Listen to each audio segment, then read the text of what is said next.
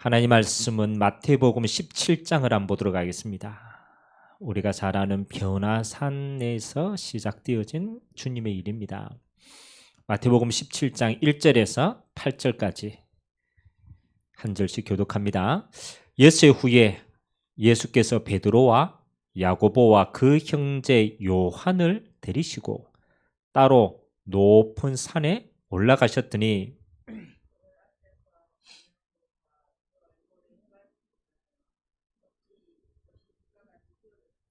그때에 모세와 엘리야가 예수와 더불어 말하는 것을 그들에게 보이거늘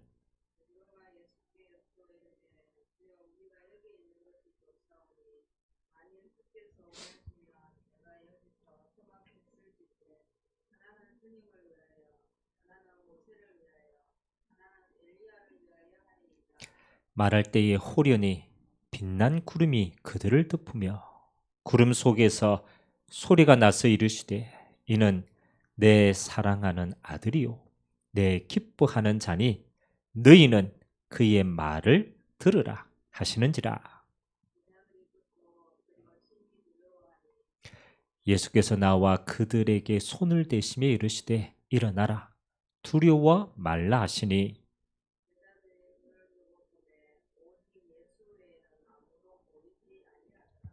아멘.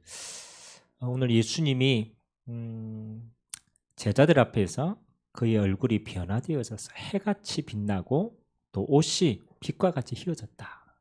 그래서 후에 이 신학자들이 이제 이게 변화산의 사건이다라고 했습니다. 우리가 신앙생활을 하는 우리에게 주님은 어떤 응답을 주기를 원합니까? 그렇죠. 주님은 이런 응답을 주기를 원하는 것 같아요. 삶의 변화입니다. 굳이 예수님의 얼굴이 빛났다, 변했다. 그보다 더 중요한 응답은요. 그 예수님과 함께하는 우리의 삶을 하나님은 변화시키길 원하십니다. 그래서 삶의 변화를 원한다면 우리는 어떻게 신앙생활을 해야 되겠냐? 굉장히 중요한 주제죠. 우리의 삶이 왜 변화가 안 될까? 또 진짜 삶이 변화되려면 어떤 삶을 살면 되냐? 오늘 거기에 대한 답을 우리가 중요하게 찾는 예배가 되기를 기도합니다. 자,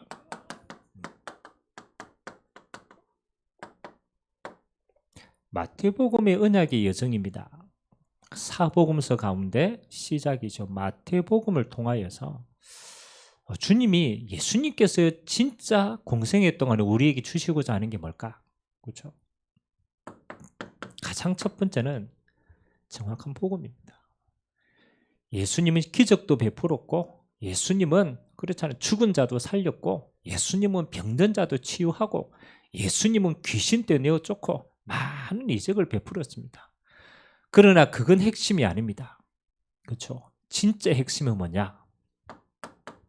이 모든 이적을 베푼 내가 구약에 오시기로 한 바로 그 메시아다.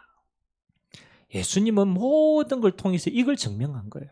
그래서 성육신 하시고 십자가 지시고 부활하셔서 그리스도의 사명을 감당하시고 그래서 마태복음은요 종교가 아닙니다. 정확한 복음을 설명하시는 거예요. 두 번째는요 마태복음을 통하여 예수님은 유대인들을 향한 메시지가 굉장히 많이 나옵니다. 유대인들의 오래된 종교적인 관습이 있어요. 율법이 체질이 있어요. 그래서 두 번째 응답은 뭐냐? 우리도 똑같은 그 체질이 남아있어요. 그래서 주님은 우리의 종교적인 체질을요, 복음 체질로 치유하시는 거예요. 그래서 저는 마태복음은 중요한 주제는 우리의 그릇 치유다. 복음은 깨달음이 끝나는 거예요. 그 복음이 내 삶 속에 체질로 딱 돼요. 그러면 마태복음의 결론은 뭡니까? 주님이 십자가 지시고 부활하셔가지고 예수님께서 마지막 명령을 하셨습니다. 어떤 명령입니까? 너희는 가서 모든 족속으로 제자 삼아라.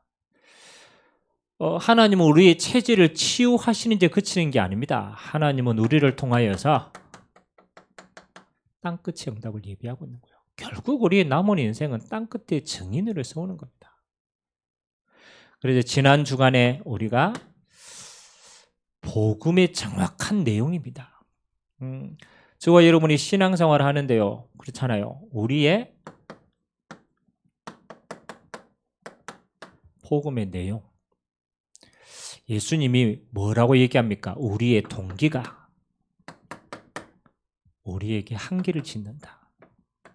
우리가 신앙생활을 하는데 나도 모르는 이 숨은 동기가요, 그리스도를 제한하게 되는 거예요.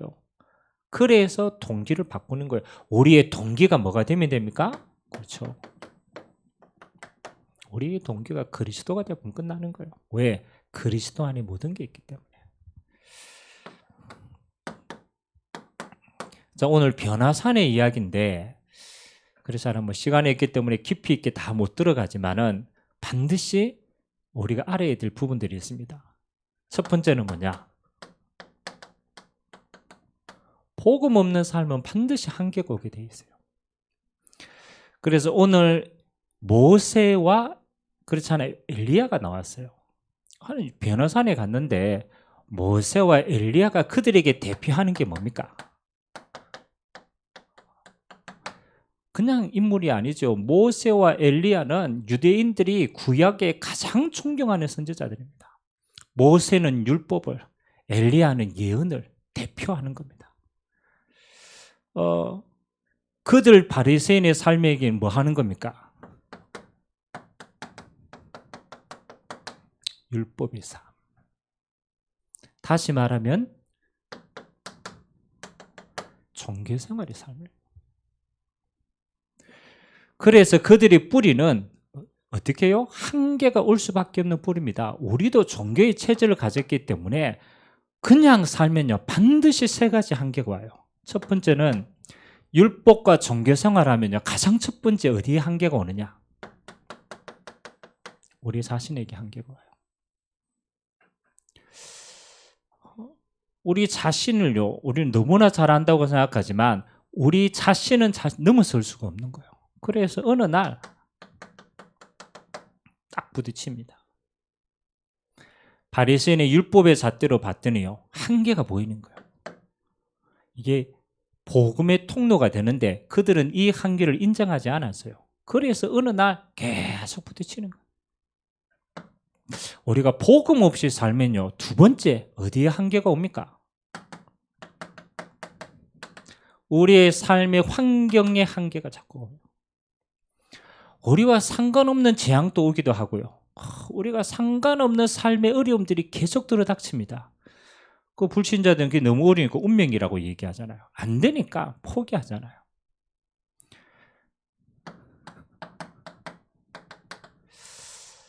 미래 멈출 수가 없죠. 재앙이 계속 만나는 인생. 그래서 뭐 하는 겁니까? 삶의 한계가 왔을 때 우리의 삶이 변화되어야 되는데 우리 자신의 힘으로는 변화할 수가 없어요. 이 안에 갇혀 있기 때문에. 아무도 말 안 해줍니다. 창세기 3장이라는 것을. 하나님을 떠난 나는 하나님의 은혜 없이는 넘어설 수가 없어요. 왜 환경의 한계를 못 넘었습니까? 그 배후에 네피림의 시대가 있는 거예요. 눈에 안 보입니다. 세상 신이라고 얘기합니다. 네피림이 장악하니까 율법으로 못 넘어서는 거예요. 성공했는데 왜 무너집니까? 그렇죠. 바벨탑과 같은 거기 때문에. 성공해도 그것은 인간의 열심으로 무너지는 겁니다. 자, 이 삶의 한계를 가지고 있는데 두 번째는 뭐 하는 겁니까? 이 삶의 한계를 뭘로 넘으시려고 하느냐?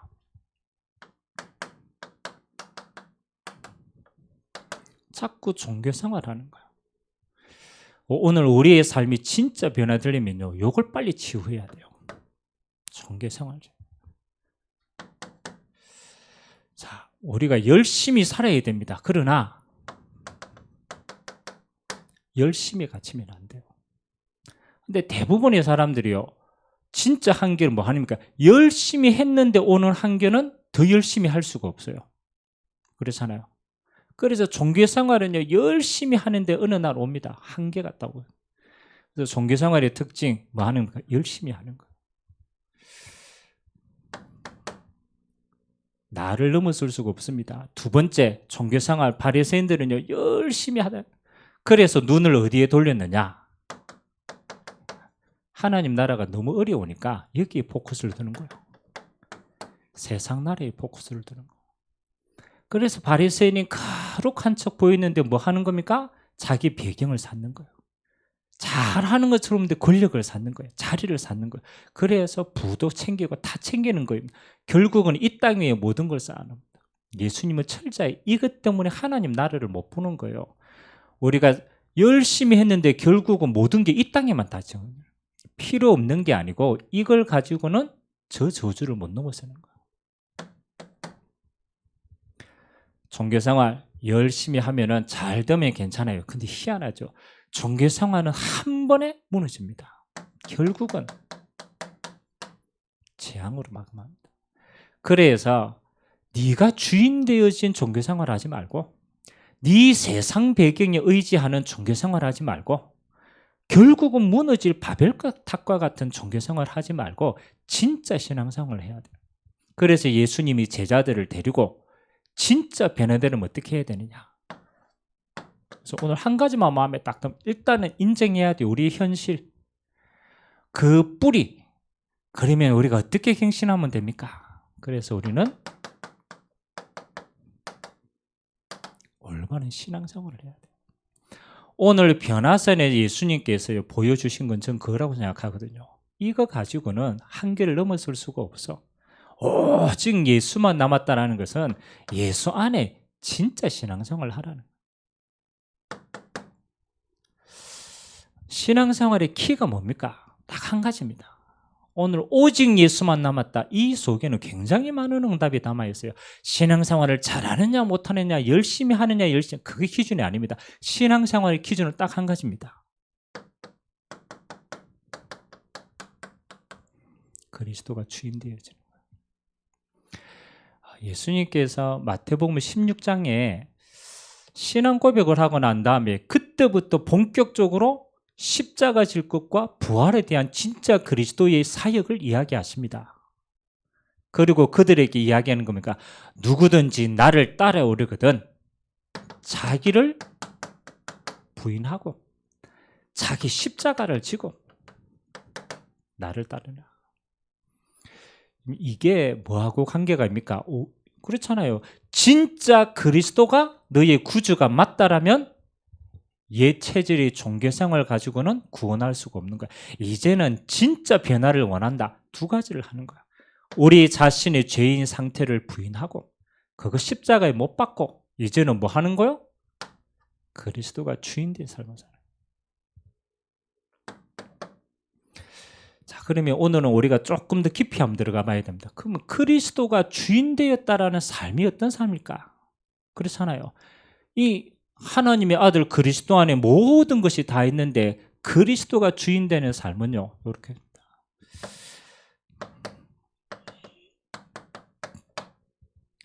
우리는 생각과 열심을 넘어서야 됩니다. 우리는 어디에 갇혀 있느냐? 보통 나라는 생각에 갇혀 있어요. 열심히 해도 내 생각이라. 열심히 안 해도 내 생각이라. 그래서 저는 제일 어려운 사람이 뭐냐? 내 생각 속에 갇혀 있는 사람이 제일 어려워요. 왜? 벗어날 수가 없어요. 내 생각 테두리를 만들었으니까. 여러분 고민할 때 어디서 고민합니까? 그렇잖아요. 여기서 고민해요. 여러분 어렵다라고 느낄 때 어디서 느낍니까? 여기에서 느껴요. 아무래도 우리는 요걸 못 벗어나요. 나를 못 벗어나는데 더 깊이 들어가면 내 생각을 못 벗어나는 거예요. 여러분 그리스도가 우리에게 주인 되었다라는 말이 뭡니까? 우리는요 절대로 나를 벗어날 수가 없어요. 그래서 주님이 우리 안에 성령으로 함께 하십니다. 나를 벗어날 수 있는 유일한 길은 뭐 하는 겁니까? 성령께서 나를 주관하도록 해야 돼요. 분명합니다. 하나님의 성령께서 우리를 주인 되어서 주관하면 어떻게 됩니까? 이렇게 돼요. 하나님의 형상이 내 안에 하나님의 완전하신 형상이 딱 회복돼요. 그 형상 안에 성삼위 하나님이 임재하시는 거예요. 이거 정말 다릅니다. 여러분 지금 한계를 만났어요. 어디에? 내 생각의 한계를 만났어요. 그걸 가지고 판단하고 그걸 가지고 고민하고 그걸 가지고 정죄하고 전부 이 속에 있어요. 똑같은 종교 생활입니다. 그래서 예수님이 네 부인하고 네 십자가를 지고 나를 따르라. 그때 내 안에 하나님의 형상이 완성되어지는 겁니다. 자, 그리스도가 주인되면요, 두 번째 일어나는 일이 있어요. 올해는 거의 세상 배경 가지고 된다 안 된다 이야기합니다. 돈이 있니 없니, 그 다음에 내게 뭐 자산이 어떻니, 내 환경이 어떻니, 배경 전부 여기에 있어요. 이걸 가지고는 네피림을 이길 수가 없다니까요. 만약 이거 가지고 네피림 이길 것 같으면 영적 문제 안 오죠. 그렇잖아요. 자살 안 하죠. 가져도 자살합니다. 세상 배경은 그걸 넘어설 수 없어요. 그래서 하나님이 우리에게 그리스도가 주인 될 때만 일어나는 일이 있어요. 이건 영적인 겁니다. 실제적인 거죠. 하나님의 나라가 배경으로 바뀝니다. 우리는 똑같아요. 근데 세상 나라를 가지고 있으면 흑암이 계속 역사하는 거예요. 그리스도를 주인으로 모시고 인정하면 하나님의 나라가 실제로 가는 곳마다 우리의 배경과 능력이 되는 거예요. 그래서 성경에는 중요할 때마다 불신자는 모릅니다. 천사가 나옵니다. 하나님의 나라에서 심부름하는 종입니다. 기도 응답도 천사가 나릅니다. 시공간을 초월하여서 하나님의 뜻이 종들을 통해 이루어집니다. 시급하면 뭘 보냅니까? 천군을 보냅니다.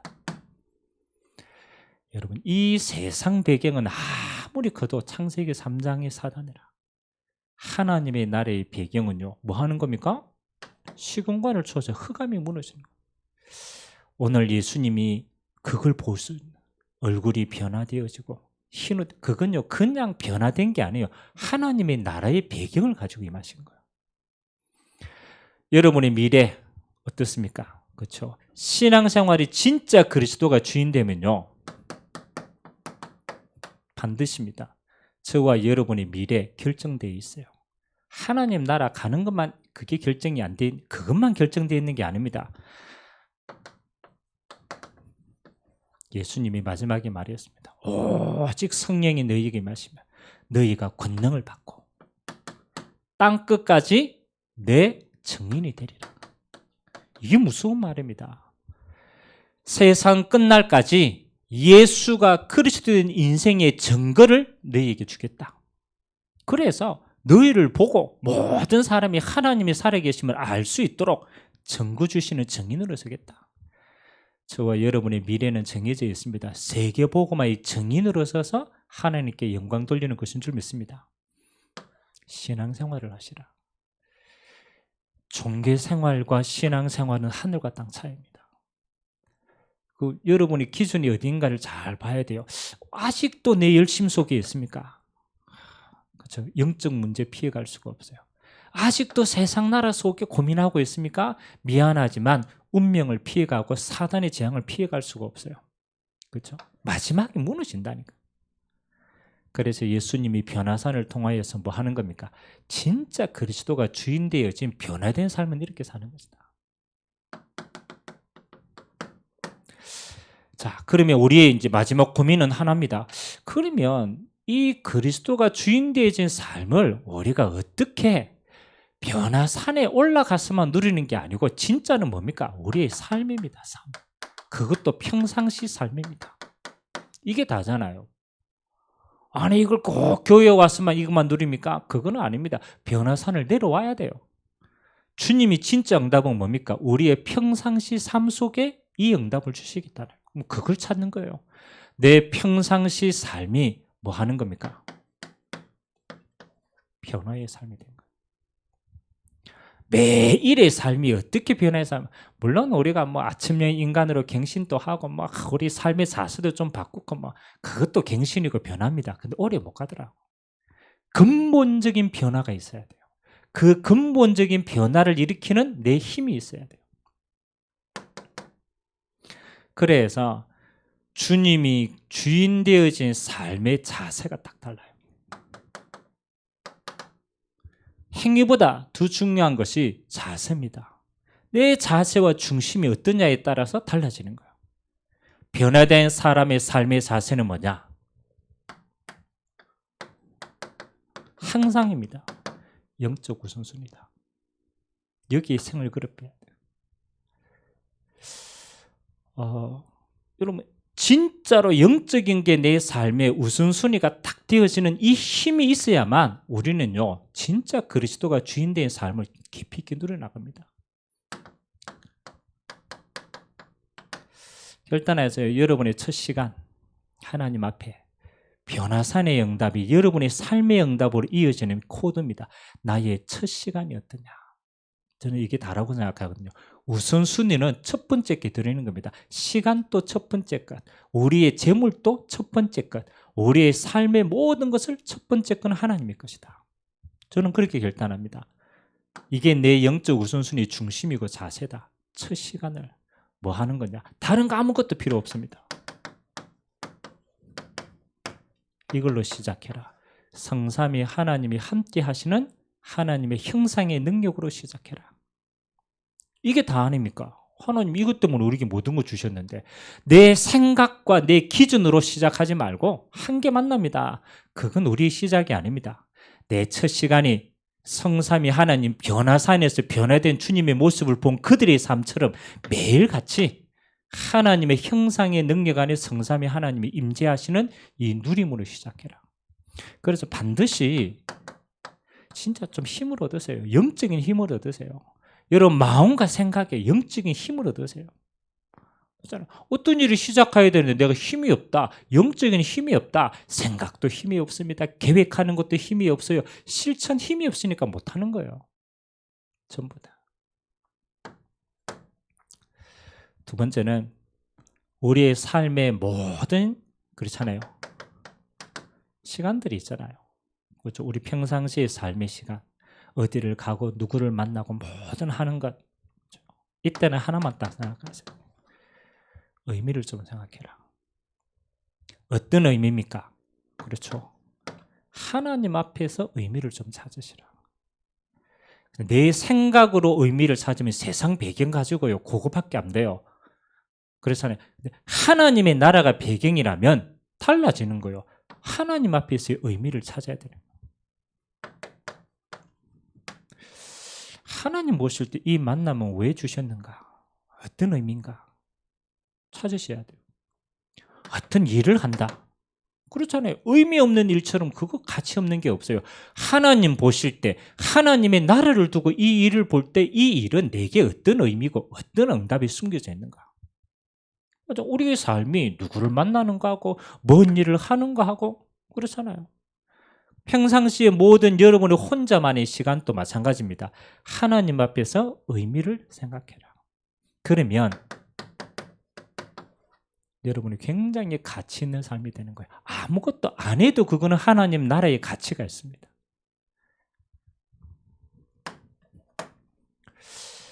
예수님은 첫 시간을 하나님 앞에 드렸어요.